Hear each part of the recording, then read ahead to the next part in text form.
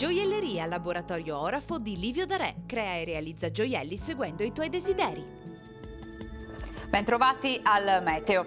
Domenica 13 febbraio con l'alta pressione, tempo stabile in questa giornata, poi è confermato l'arrivo di una perturbazione lunedì. Vediamo la situazione nel dettaglio. Sul Veneto la grafica ci mostra che non avremo piogge, infatti sarà l'ultimo giorno con l'anticiclone in forze e garantirà un ampio soleggiamento e un cielo al massimo poco nuvoloso.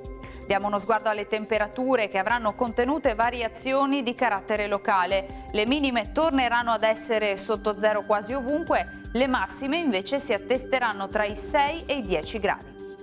Spostiamoci ora sul Friuli Venezia Giulia, sempre tanto sole anche qui, qualche nuvoletta specie nel pomeriggio ma del tutto innocua. Temperature minime tra -2 e 3 gradi, massime sui 7-9 gradi. Infine ci spostiamo sul Trentino Alto Adige, anche qui sarà soleggiato solo con isolati addensamenti ma non daranno luogo a conseguenze.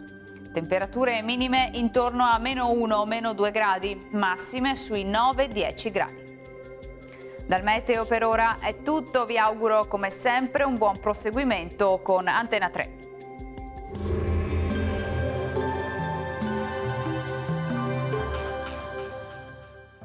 Gioielleria Laboratorio Orafo di Livio D'Arè. Crea e realizza gioielli seguendo i tuoi desideri.